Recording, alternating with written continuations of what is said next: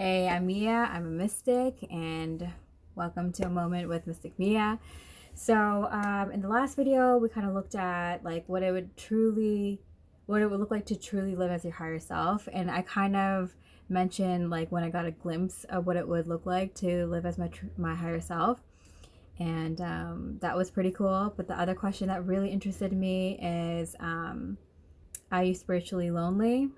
Are you in a place of sacred solitude, or just hardcore isolation that's not good for you? And I thought that was an interesting question. I'm looking at questions that like people can ask themselves, ask others, ask of the world, so we can kind of visualize where we want to go. I mean, we're surrounded by so much like negative energy, like negative content, on streaming devices and influencers that are not looking out for your highest best good. So I want to put some good content out there. I want to get us to visualize where we want to go. Okay, so are you spiritually lonely? Okay, so let's make a list. I'm a list maker.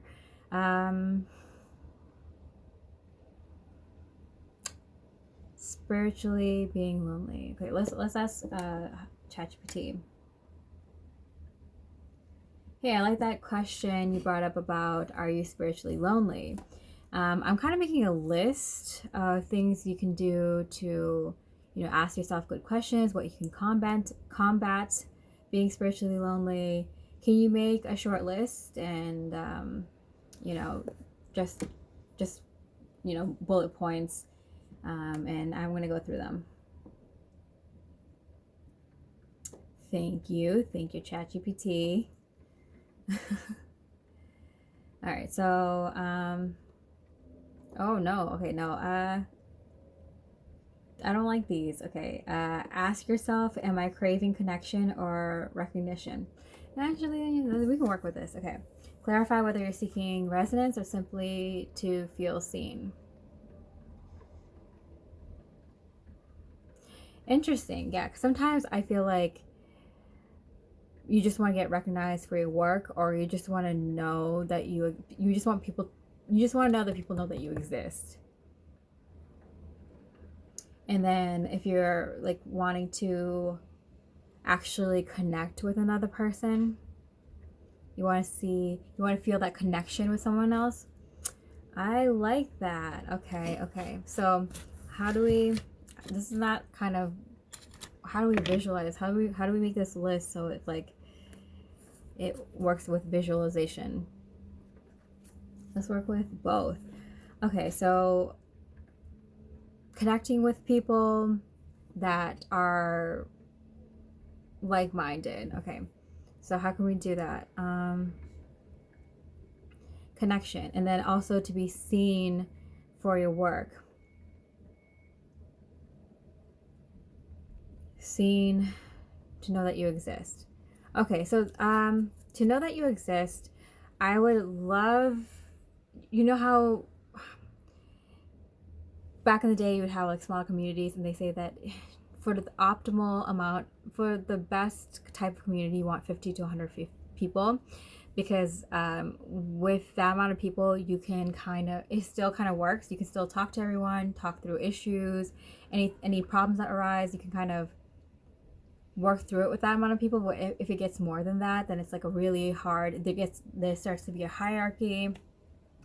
People get kind of missed, and issues don't get addressed, and it's just hard to kind of keep on top of everyone's concerns and to be seen and heard. And I think it's so important for people to check up on other people.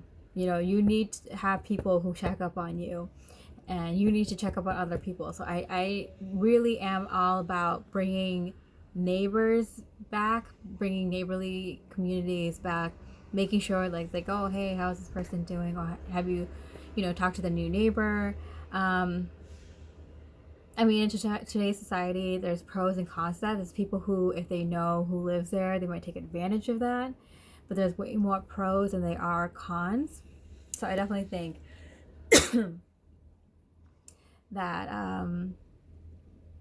checking up on people, it can even diminish the problem of people who would take advantage of knowing where certain people are. I mean, we're kind of living in a surveillance type society, right? Like, and we're surveilling ourselves. We're putting our own information online for other people to check up on. Like, it's kind of sketchy, you know, like when you put up pictures of your kids with the best intentions to share it with your family or your friends or people you know at work, and then someone comes along and doesn't use those pictures for the right reasons, not good. But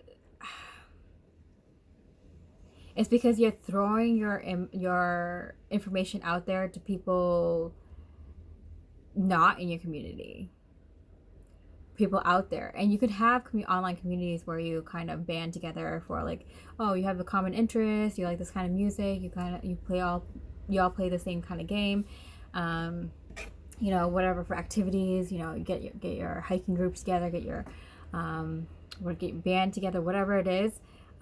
That's cool because you kind of check on each other within the group, right? If it's a small enough group. But we're not meant to be connecting with this vast amount of people, this huge network, right? And so if you bring it back to having a really fulfilling community or communities around you, then you wouldn't have the need to share information out there. You know, like, some people, they're going to have to face that anyway, people who have public facing jobs. But I feel like people wouldn't want to put their information out there for just anybody to see, for everybody, the whole world to see, if they felt fulfilled in their life, if they felt fulfilled in the communities that they had. So that's what it is. It's community, okay? Community. Many and smaller. It kind of reminded me of kind of like classrooms. Like, oh, it's a better school if they have smaller size classrooms. I feel like that's kind of like with community. Like, you know, if you have a good community, if it's like, it fits in that like smaller number, and everyone can kind of have their voice heard and be seen and get checked up on, and make sure you have a few communities. Like, even if like you're in a community, like, oh, it's my neighbor, we all know each other because we live in the same area. But also, that person, they're part of this musical group, and that person, I know they're part of this athletic group. Like, you know, like, you kind of know, like, the other people have their groups too, but you know that they have other communities because they're checking up on each other, because there's less of you. Okay. So I feel like I feel like a lot of people, I mean, there's like a lot of narcissistic, sociopathic, psychopathic people out there who want fame and recognition and to be noticed for superficial reasons and not the best reasons.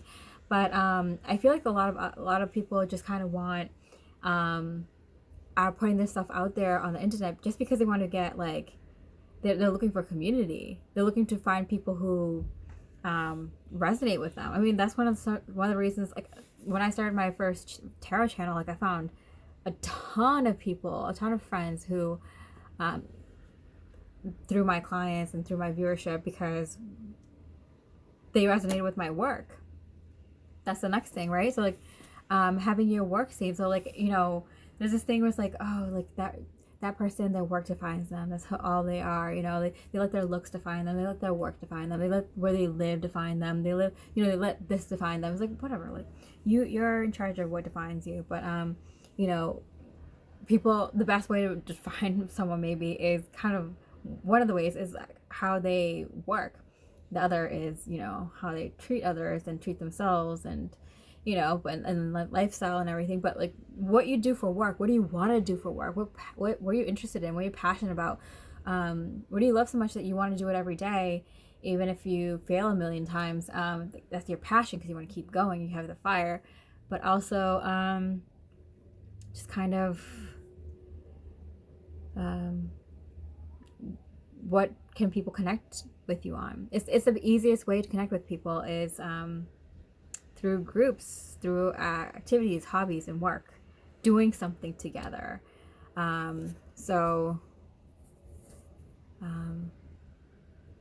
Work, hobbies, doing activities together. and that's kind of finding resonance,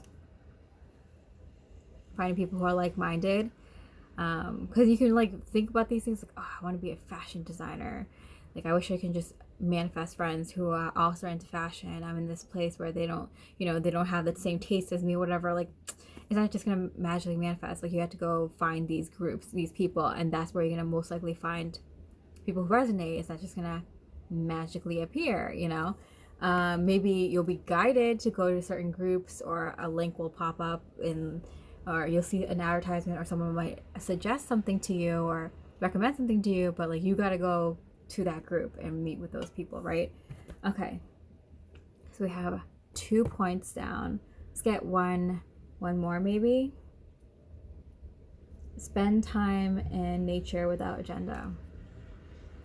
Yes, time in nature. So there's something I heard that was really cool about nature. Is just like there's every system in nature is reflected in today's society. Our biology, even, you can look into our biology, and everything in our biology is reflected out there, like even like the road systems and different like technologies. Like you can like study biology and study the things within us, and it'll be reflected as within so without in our environment. And nature does that. Nature has so many patterns and stuff that even if you aren't unaware of it, your subconscious is picking up these patterns and putting things together and learning and connecting things and seeing these patterns in your own life and helping you learn and become wiser because of that. So yeah, time in nature, can't beat it. It connects you in a way that you could be unaware of, but like it's there's just everything's connected in so many different ways and so many different levels, and seeing those patterns just clicks and makes sense to you and does something to your chemistry. It's so awesome. It's kind of like when you like for example, that example that with the mushrooms, like that they used mushrooms to create the subway systems in Tokyo, or the streets or something. I forget if they used mushrooms to create the streets or the subway systems, but one of the systems. And it's just because the mushrooms know the best way to kind of form that network. And so it just kind of goes to show that like all the answers are out there, all the information is out there, all systems are repeated, and everything you want to connect, everything you want to learn, everything you want to know is already there within you, in your own biological systems, and also out there in nature. And it's just gonna click if you just kind of spend time with nature. All right, well, we got to 3. I like to make a list of 7. That's just what I've been doing. I don't know, I just picked a random number. It just worked out when I did the other 2 lists with what do you wish you had in your education when you were younger? It just 7 naturally came. What kind of soul family are you looking for? Just 7. So yeah, I'll do the other 4 in the next video. See you then. Much love and light.